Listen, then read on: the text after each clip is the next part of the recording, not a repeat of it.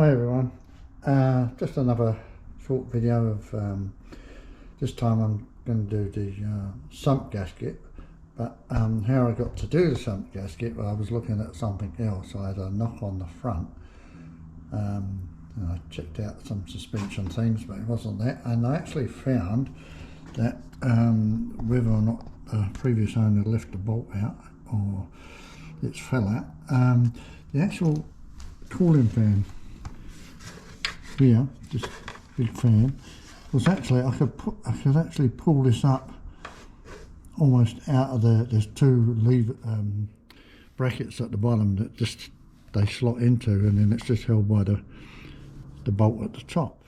It was actually just sitting there, so this cross member hit this one here. It was really stopping it from hitting the front of the car, and it was just a horrible noise every time I went over a big bump. It just, so anyway, just for anybody who has this type of problem, is or if you want to take it out, obviously you take the cross member out the way, and then there's a bolt. If you see this bolt here, if you line up and just go underneath, you have to take the air intake off, get your hand in there. It's just under here. There's a bolt there. Once you take that out, you can take the pipes off and just lift it straight out. So yeah, that was just the knock I had on the front, which led me to the sump gasket, which I took off the bottom plate, this one here.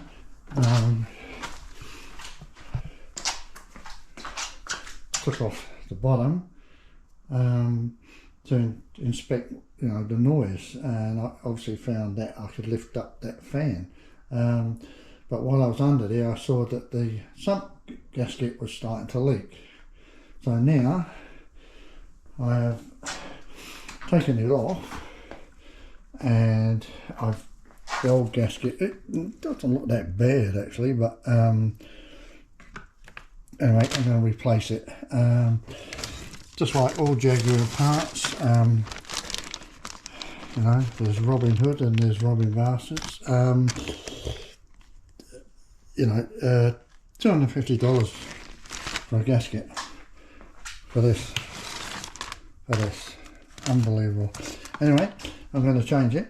As you can see, I've taken it out, and for those who are thinking of doing a gasket or going to change it, it's fairly simple. Obviously, I've taken it off, so taking off is not. Obviously, I've drained the oil, and the only thing is we've got to watch is there's a square piece here. That is the first bit that goes in, and then you can push it into the slot, which I'm going to show you now. I'll get underneath, and as you can see under here, there is a slot, this one here.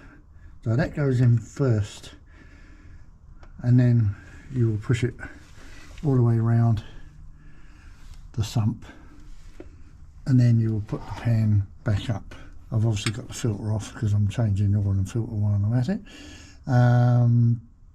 So yeah, I will quickly put the gasket in there, and I'll show you it fitted in, and then after with the pan, and then I'll torque it up to it's supposed to be 9 pound foot or whatever, 9 foot-pounds.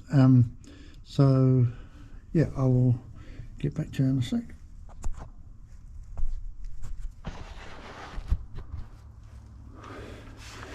Okay, this has just been pushed in here. It's pretty straightforward, just to keep pushing it this way if possible. So you come up to where the bolts go in, it curves around it nice and easy. Keep pushing that way. That's what it's in. And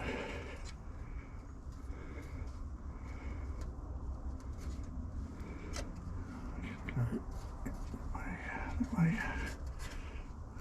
Yep. All good. And that's pretty straightforward. And just to remind you to get this bit in first. The square piece, which is this piece here. This one here. Once that's in, it's pretty straightforward. Now all I'm going to do now is just put the pan up, put the bolts in, tighten them up, and I'll just torque them up and put the filter on. And then put oil in, and then we'll see how we go from there. Okay, so I've always first tightening these up a little bit, and next job is to torque up. I've got a diagram here. I've got a diagram of the tightening up of the sequence, and I'm going to do these to 10 foot-pounds. I don't know if you can see that, but that's the tightening sequence. So I'm going to torque up the bolts next, and then I'll fill up the oil and put the oil filter on first, of course, which I've got to go on. Okay, an update on the sump bolts. I put the sump bolts in, as you saw, and I torqued them up, and I actually had one snap. And so I thought, oh, okay, well, I'll get on to Jaguar to see if I could get new bolts. Unfortunately, they don't sell them, which is not very helpful. I can't get any in New Zealand for that, so I can get them probably from the UK or whatever, but I need to put this back together. So obviously I've been down to a records yard, and I've actually got an assortment of similar bolts that I can turn off to get by for the time being. But it made me look at all the other bolts. So just as a thing, if you want to see whether, if you take your bolts out and you want to see if they're stretched, you can pull that's a good one. That seems okay. But if you look at this one, the washer almost goes down twice as much.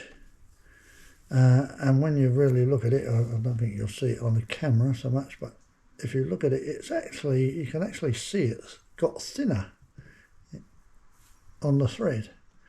So just as well, because I'll probably have that one snap as well if I do it again. So I'm going to change another one. I'll check them all before I put them in, but for now I can get by. I can cut that off and get the washer off.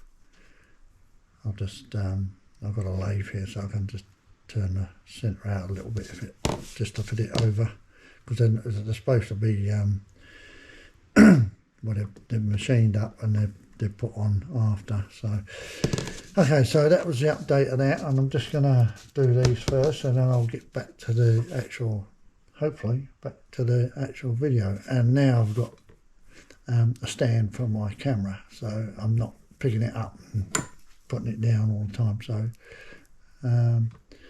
onwards and upwards. Okay, back in the room, as I say. I finally put different bolt in there.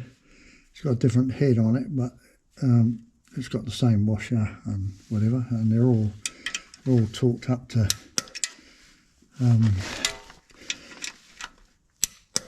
10 pound-foot there. You can see on here, I think. On here. What I did do, that may be some help, is to do the diagram of the torquing up sequence, do it upside down, because when you look at it in the manual it is around the opposite way, so when you lay underneath it's opposite to what you want to do. So that's what I did, just to help me go through the sequence of 1, 2, 3, 4 and so on, up 17 bolts. Put the filter on, K&M filter.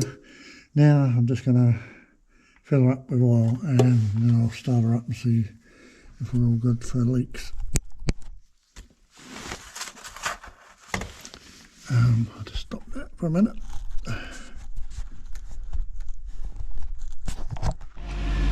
Okay, underneath we all good under here, no leaks or anything.